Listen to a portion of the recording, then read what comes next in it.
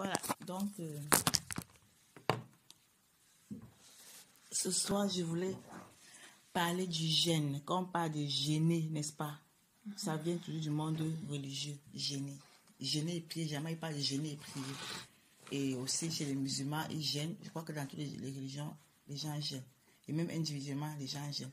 Mais en réalité, quand on regarde ce jeûne-là, quand on observe partout, quel que soit le milieu dans lequel il parle du jeûne, et il pratique le jeûne et la prière, il s'agit de l'abstention à l'alimentation culinaire.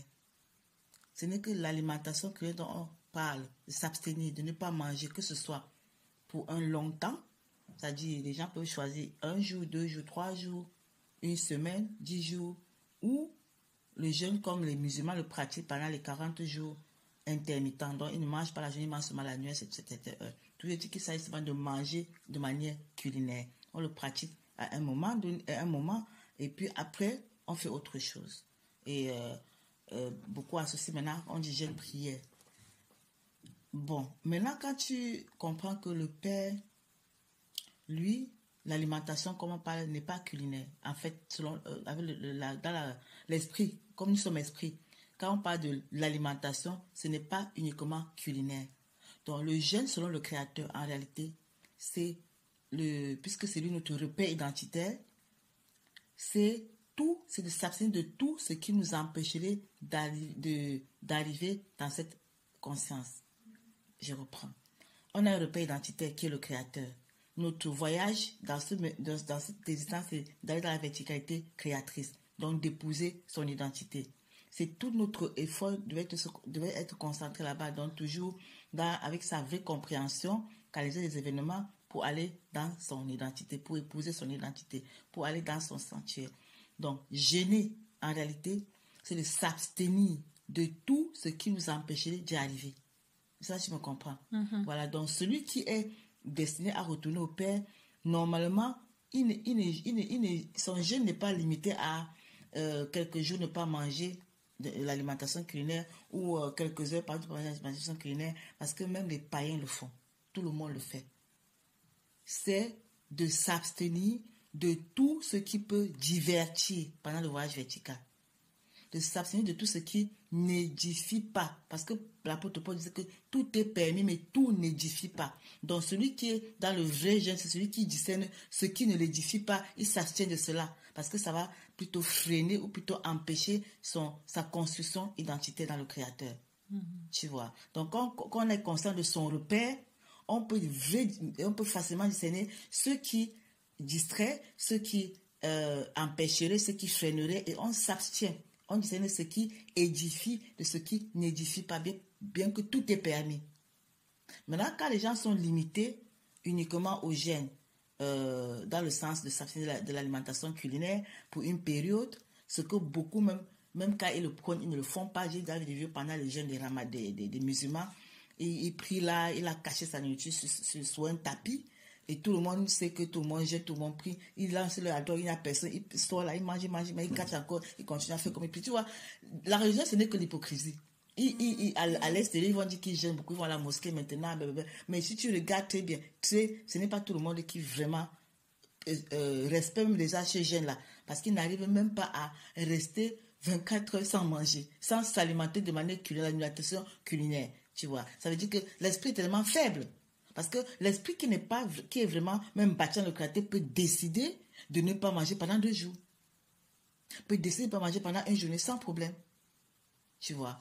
Maintenant, si les gens, tout le monde entier, quelle que soit la religion, quelle que soit la dénomination, même ceux qui ne se réclament même pas d'une religion, peuvent faire ce jeûne-là, bon, ça connecte où?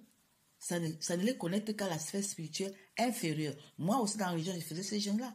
Quand j'étais convaincu que c'est ça, moi je ne savais pas que c'était pas encore le Créateur, mais je savais qu'il faut jeûner, prier, surtout quand ça ne va pas là, il faut jeûner et prier parce que pour que ça aille bien. En réalité, et beaucoup sont toujours même dans le jeûne là et les prières pour demander les choses matérielles.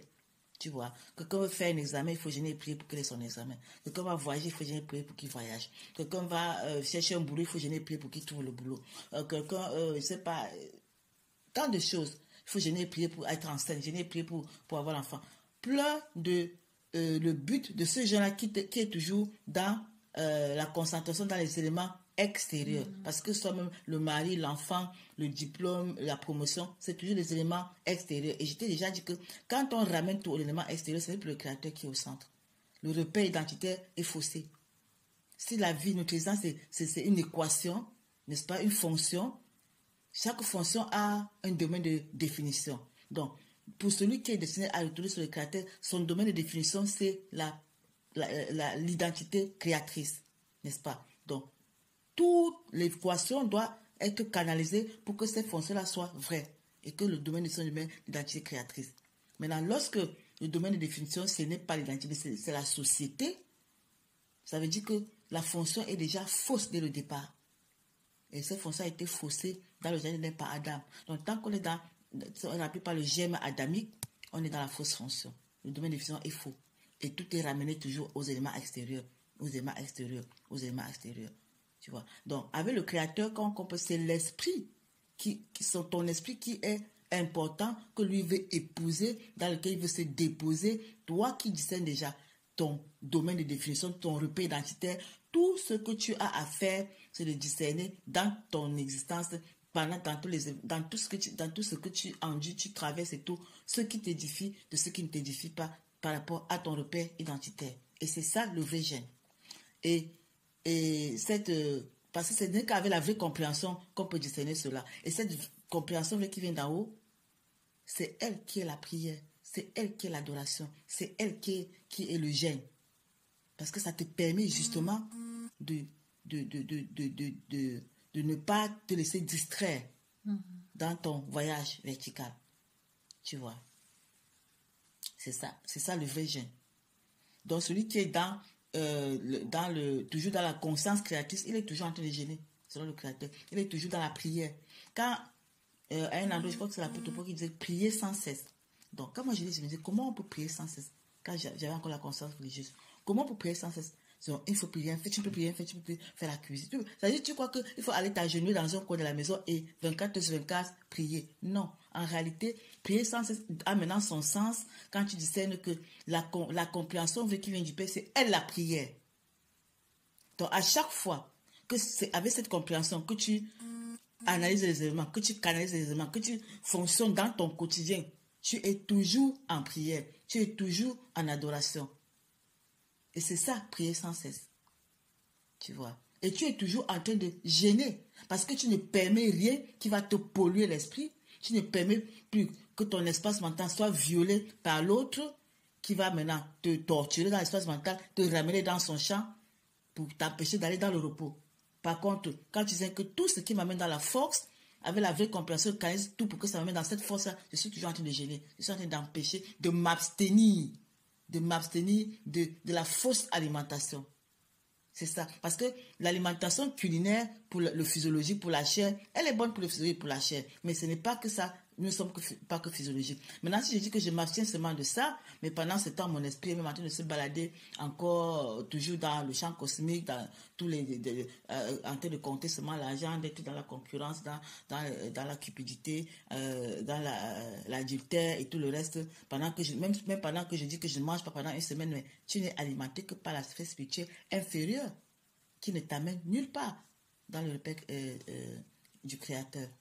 Tu vois. Par contre, même si tu ne décides pas que je ne mange pas un jour, 2 jours, 3 jours, mais si dans ton quotidien, tu n'es doté à chaque instant que de cette compréhension qui te donne de tout canaliser, qui te donne de savoir, de tout toujours être conscient de ton repère identitaire, qui te donne de ne pas être diverti, de ne pas laisser que ton espace mental soit pénétré par l'autre qui est le violeur, le prédateur. Tu es toujours en train de gêner.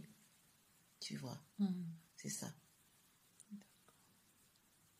Donc, quand on dit que gêner, c'est... Moi, un indice, c'est que quand c'est le monde entier qui fait quelque chose, c'est qu'il y a anguille sous roche. Même les fêtes que les gens fêtent, Noël, Pâques, Pentecôte, c'est moi égal. Quand c'est le monde entier qui fête, il y a anguille sous roche, le créateur n'y est plus. Parce que, regarde Noël, tous les païens fêtent Noël. Ici en Allemagne, par exemple, tu vois les gens qui tu parles de Jésus, il va te cracher dessus, mais il est le grand décorateur de l'arbre de Noël chez lui.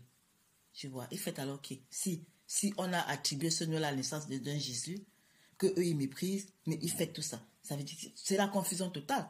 Donc, quand moi, j'observe seulement l'univers fonctionner, la matrice. C'est-à-dire, quand c'est tout le monde qui fait quelque chose de la même façon, avec les mêmes motivations, c'est que le créateur n'y est pas. C'est l'autre qui est en train de mettre les humains en mouvement. Parce qu'ils sont en train d'aller dans le courant, le troupeau part dans le même courant. Maintenant, si tu veux aller dans la compréhension du Père, si avec la compréhension du Père, pardon, tu veux aller dans son repère identitaire, tu es obligé de fonctionner à contre-courant. Tu vois. Même dans la parole, qui fêtait les anniversaires? C'était le Jézabel et le Pharaon. Tu as vu que Daniel avait fêté un anniversaire, ou David, ou Joseph, ou Abraham? Non. Donc, l'histoire que anniversaire, comment dire, Valentine, comment dire, le 14 février, là, tout ça, les Sylvestre, Noël, tous les jeunes que tout le monde fait là, ça, c'est toujours le même esprit qui s'exprime au pluriel partout. Et on croit que les uns sont différents des autres. Non. Mais quand c'est le créateur qui commence à te pénétrer pour te donner son regard, tu discernes que ce n'est pas ça. Parce que c'est tout le monde qui le fait. Il faut que celui qui se bâtit dans la vraie compréhension doit comprendre ce que le Père, celui qui a dit, mes voix ne sont pas vos voix, mes sentiers ne sont pas vos sentiers. Si tout le monde est en train d'aller dans la même voie, le Père n'y est pas. Maintenant, avec son regard, tu peux comprendre qu'il s'agit de mon esprit qui doit retourner chez lui. C'est lui mon domaine de définition, c'est lui mon repère identitaire. Et tout ce qui m'y amène, pendant que je m'abstiens de tout ce qui pouvait m'empêcher d'y aller, je suis toujours en train de gêner. Et ce gêne-là, il est permanent. Tu vois. Et tu es toujours aussi en prière, tu es toujours aussi en adoration, tu es toujours aussi dans la louange. Parce que la compréhension, la vraie compréhension qui vient de lui, c'est ça la prière, c'est ça la louange, c'est ça l'adoration. Et c'est ça le gêne. Oui. Tu ne permettras plus que autre chose vienne te distraire. Oui. Parce que tu es une sortie de l'univers de besoin. Tu n'es pas là pour faire les choses parce que les autres font. Tu n'as plus peur qu'on ne dise que tu n'as pas fait. Oh, elle n'est pas venue à l'anniversaire. Oh, elle ne vient pas à ceci. Oh, elle n'est pas venue à l'association. Oh, elle n'est pas venue au mariage. Oh, elle n'est pas allée à l'église. Oh, si tu es encore sensible à ça, je te dis, si tu vas aller dans le Père, il faut être sourd à la matrice. Il faut être complètement sourd à la matrice. Autrement, tu ne peux jamais y arriver. On va toujours te distraire et te ramener là-bas, te donner un sentiment de culpabilité et te faire même du chantage, comme quoi si tu ne fais pas ceci, on ne fera pas ceci pour toi. Mais en réalité, avec le créateur, c'est toi qui as ton tour. Tu n'as plus besoin que de t'appuyer sur l'horizontalité avec un agenda dans la recherche d'un intérêt. Ça, c'est Caïn qui fonctionne comme ça. Le jeune créateur, il a le Père comme repère et c'est lui qui le conduit, qui le dit, qui l'instruit. Tu vois, il lui donne son regard et à partir de là, il fonctionne selon ce que le Père veut. Il n'est plus dans l'univers de besoin d'être aimé, d'être accepté, d'appartenir à un groupe, de faire partie d'un groupe, d'être adulé, d'être applaudi. Il n'est plus dans ces besoins-là. Et pour cela, il est sourd à la matrice, il est sourd à l'univers, il est sourd à la société qui a un autre, dont les voix sont à l'opposé du voix du créateur. Alors lui, quand il va plutôt il va de force en force. Il va de force en force et il est dans le gène permanent. Mais le vrai, parce que son esprit est permanemment alimenté par la vraie source. Il ne laisse pas, ça dit qu'il s'abstient de tout ce qui amènerait plutôt la fausse source à l'alimenter. Alimenter son esprit. C'est ça le vrai gène. Parce que c'est aussi une question d'alimentation. Parce que, regardant le gène populaire, universel, on s'abstient de l'alimentation culinaire. N'est-ce pas? Comme tout est alimentation, tout est sexualité, tout est alimentation. Donc, en réalité, quand on parle maintenant de la sexualité avec le Père, le vrai gène consiste à s'abstenir de toute sexualité impure. Donc, celui qui n'est pas avec le Père, celle qui n'est pas avec le Père. La sexualité qui ne se fait pas avec le Père. Quand tu te laisses pénétrer dans ton implantation par l'autre, par l'univers, par l'autre, tu es en train de forniquer, tu es dans la prostitution. En réalité, toute l'humanité est dans la prostitution. La prostitution, ce n'est pas ce qu'on nous a vendu que les gens qui vendent leur corps. Non, ça, c'est une image. Parce que si tu considères que l'homme n'est qu'esprit et que le vrai époux, ce n'est que le créateur, tu vois, ce n'est que lui qui devait nous pénétrer. Quand ce n'est pas lui qui nous pénètre, c'est l'autre. On est dans la prostitution. Tu vois, c'est ça.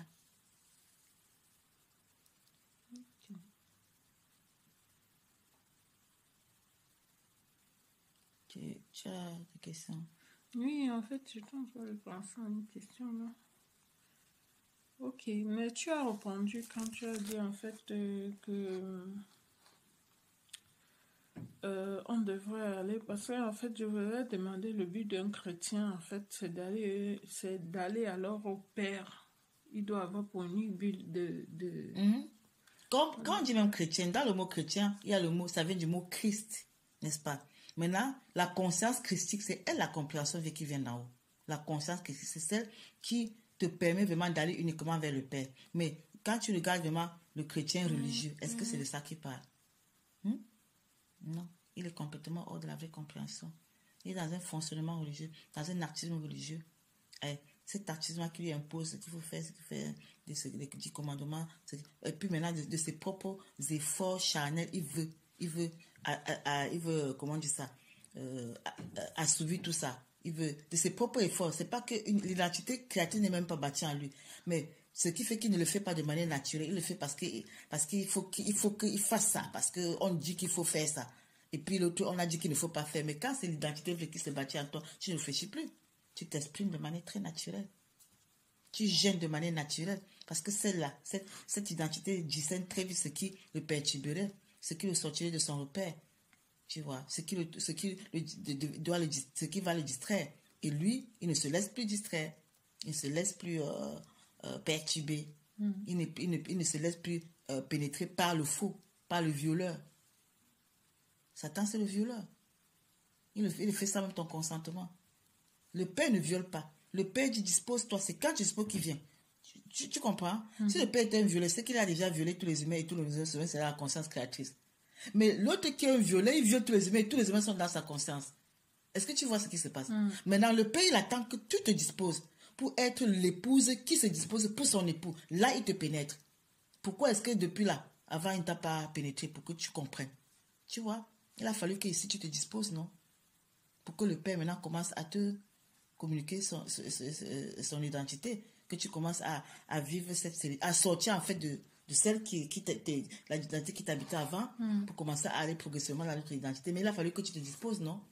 Que toi-même tu te disposes, comme tu m'as dit dernièrement. Le libre arbitre. Oui, comme tu l'as dit dernièrement, que toi-même tu as prié que Père vienne te bâtir en moi. C'est là où justement il vient, parce qu'il n'est pas un violeur. Il n'est pas un violeur, il laisse que tu te disposes et il se dépose doucement dans l'humain en toi. Mais l'autre, il ne te demande même pas, te viole, t'impose son identité. C'est ce qu'il a fait de toute l'humanité est violée par lui. Tu vois. Et il faut maintenant sortir de ce viol permanent-là en pratiquant le vrai jeûne. Ce n'est que le vrai jeûne qui va nous faire nous abstenir de cette alimentation pourrie, quoi. Mais le jeûne consiste à s'abstenir de tout ce qui peut nous empêcher d'aller vers le Père. Oui, mais ce n'est pas de tes propres forces que tu fais, c'est vraiment la vraie compréhension. Quand tu commences à te disposer, quand le Père commence à te pénétrer, il te fait comprendre ça, il te fait voir cela, il te fait discerner cela. Ce qui te édifie. C'est veiller en fait à ce que rien ne puisse nous empêcher de nous concentrer vers... Prier sans cesse, c'est toujours avec sa compréhension, tout canaliser pour toujours aller uniquement vers lui. Tu es toujours en prière. Oui. Et là, tu ne te laisses plus distraire. Et c'est là, quand l'apôtre, tout est permis, tu vas voir que tout est permis à là. Personne ne t'empêche d'aller là dehors. Personne ne t'empêche de faire tout ce que tu veux. Mais c'est toi maintenant, c'est qu'est-ce qui t'édifie dans tout ça, par rapport à ton repère identitaire. C'est comme ça que tu pratiques le jeûne. Tu vois.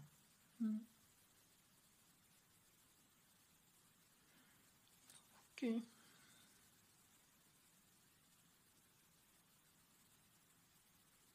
C'est ça. Donc, tu as encore une question?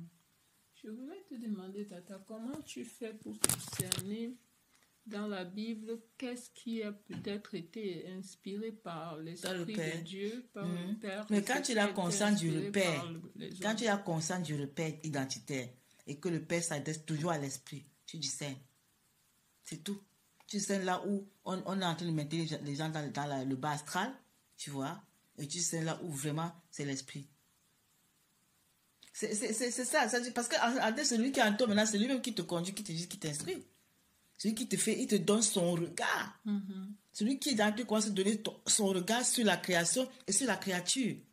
Donc tu discernes les événements, tu discernes l'humain, tu discernes dans la parole, la contradiction. C'est vrai que le Père, quand il s'est bâti à toi, c'est normal parce que c'est maintenant lui en toi. Tu sais, la religion a toujours mis le Père loin de nous, tu vois, qui se met à très très loin là, en haut là, inaccessible. Il faut seulement le prier avec beaucoup de respect, avec le foulard et puis les yeux fermés, à genoux là, et peut-être même... on vous a terrorisé. Ça, c'est faux. Le Père, lui, il est simple. Le Père est trop simple. Tu peux lui parler à n'importe quel moment. En parlant du jeûne, Jésus avait fait 40 jours et 40 nuits sans manger. Qu'est-ce que tu penses de ça? Oui, bon, tu sais, le Messie, c'était déjà vraiment une conscience très avancée. On nous dit qu'il a fait 40 jours et 40 nuits sans s'alimenter de manière culinaire. Mais il était alimenté, je vais dire, profondément par son Père. Le gars, quand il sort de ces jeûnes-là, il est une bombe au niveau spirituel. Satan le tente. Mais il ne peut pas. Satan ne pouvait même pas l'influencer, ni le pénétrer, ni le manipuler. Parce que c'était le Père qui était bâti en lui. Beaucoup maintenant de religieux, de pasteurs, ont essayé ça et sont morts. Qui ont pris leur Bible, ils ont dit qu'ils vont aller jeûner comme Jésus, 40 jours, 40 nuits, dans la forêt. On est venu ramasser le reste. Pourquoi? Il n'est que dans la sphère spirituelle inférieure. Il n'a aucune force pour être le Jésus dont il parle là. Le Messie était... C'est ça la compréhension qui vient. Il était l'incarnation même du Père. Donc pendant les 40 jours, ce que moi je peux comprendre, c'est qu'il était tellement connecté au Père. Quand on parle de l'alimentation, il est tellement alimenté que l'alimentation culinaire devient dispensable. Tu vois.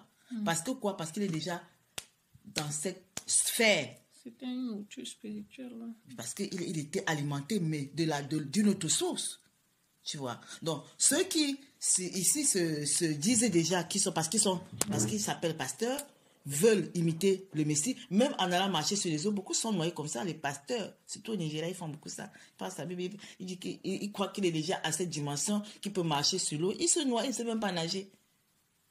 Ou bien il va en forêt parce qu'il veut gêner 40 jours, 40 jours, sa femme vient ramasser ses restes, ou il prend la Bible avec le livre de Daniel où il était dans la fosse au lion. Lui, il dit qu'il est déjà, il peut aussi à la fosse où le Messie va le sauver. Mais il est qui? Le Messie ne le connaît même pas. Il n'a aucune connexion avec lui.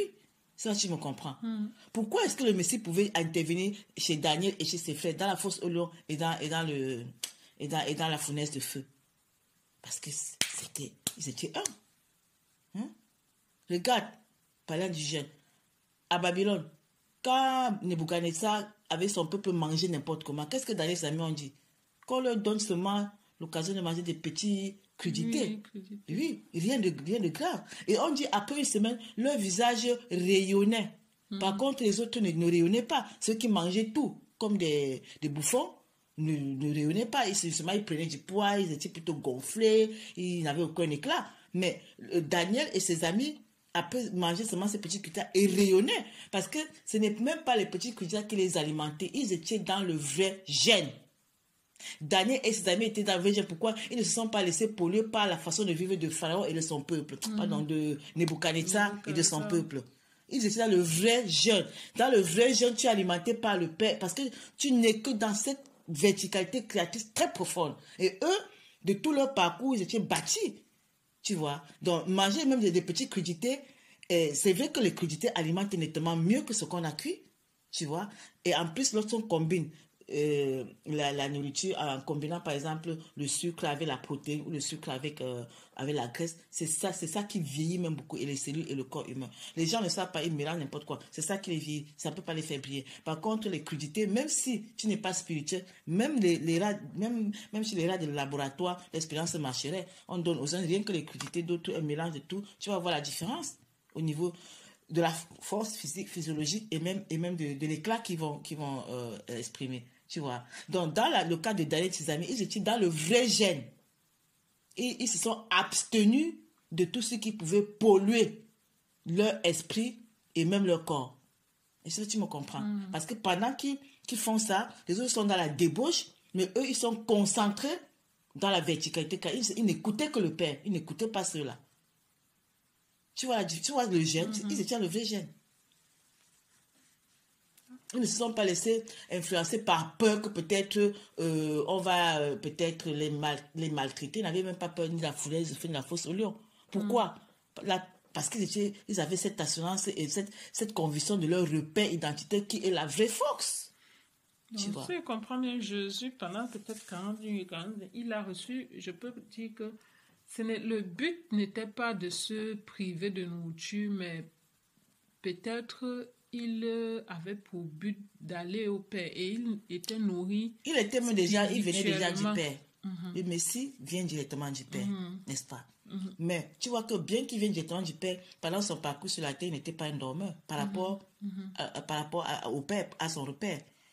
Tu vois, il a toujours travaillé pour demeurer dans la constance de cette identité. Il ne s'est pas laissé perturber. Il était imperturbable, immanipulable, ininfluençable. Il était dans le vrai gène pendant toute son existence terrestre. Il était dans le vrai gène. Il n'a rien laissé de polluer, le pénétrer. Mais le Messie était permanemment dans le vrai gène. Et quand c'est une image en réalité. Il était dans le vrai gène. Il était dans le vrai gène, toute son existence. C'est ce que nous sommes appelés à faire. Ce n'est que cette attitude-là qui nous amène vraiment dans notre repère, l'unique repère, en fait, le vrai, l'identité créatrice. Le Messie, c'était cette image-là pour nous montrer le chemin. Tu vois. Et maintenant, les gens prennent ce 40 jours-là et ils s'arrêtent là, et puis c'est ce qu'ils veulent imiter. Pourtant, ils sont complètement hors de la force. Ils ne peuvent pas. Ils n'ont pas cette force. Pourquoi le Créateur ne vient pas aussi les sauver? Ceux qui marchent sur l'eau et puis ils se noient. Donc le Créateur là les laisse noyer. Non. Il n'était que animé par la sphère spirituelle inférieure. C'est l'ego qui s'exprime dans les histoires là. Ce n'est même pas l'enseignement. C'est l'ego. Il veut montrer qu'ils sont déjà ce qui ne sont même pas du tout. Tu vois. C'est ça. Donc nous sommes appelés à être toujours dans le vrai gène. Daniel et ses amis à Babylone étaient dans le vrai gène. Le Messie était dans le vrai gène pendant toute son existence. Tous ceux qui ont reçu l'identité créatrice dans cette Bible-là, regarde, Joseph était dans le vrai gène. Joseph aurait pu se laisser séduire par la femme de Potiphar. Qu'est-ce qui l'a empêché de le faire? Mais comme il était destiné à être la fonction du Créateur, il était dans le vrai gène. Il est allé en prison. D'autres auraient dit que pour ne pas aller en prison, mais il cède. Pour le petit plaisir là, peut-être qu'on va encore la promotion dans la maison de Potiphar. Mais quand tu destines au Créateur, le vrai gène te donne d'assumer, de t'abstenir, quelles que soient les conséquences. Quelles que soient les conséquences, quel que soit ce qui arrive là, tant que tu es dans ton repère, le Père, son moment venu, il va intervenir parce que tout, c'est lui qui anime la création. Mais si tu te compromets, tu commences à te laisser pénétrer par l'autre, mais il t'a dans ton champ et puis il t'a distrait. Tu n'es plus, tu es déjà sorti maintenant de ton repère, tu vois. Tu es pollué. Et Joseph était dans le vrai gène. Il ne s'est pas laissé séduire. Jusqu'au jour où le Père s'étant bâti maintenant à lui, l'a révélé à l'humanité. Là, donc il se révèle. C'est maintenant la fonction visible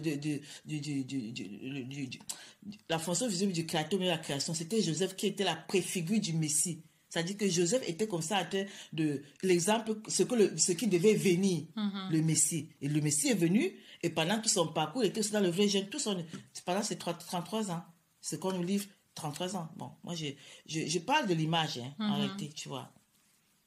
Parce que moi, quand je parle du Messie, ce n'est pas le physique là qui m'intéresse, le personnage physique au nom de Jésus qu'on nous a donné là. Ce n'est pas ça qui m'intéresse. Moi, c'est la compréhension, tu vois. Parce que le Messie, en réalité, c'est la compréhension qui vient d'en haut. C'est ça qui m'intéresse. Tu vois. Ok, d'accord. C'est ça. D'accord. Tu as encore une question?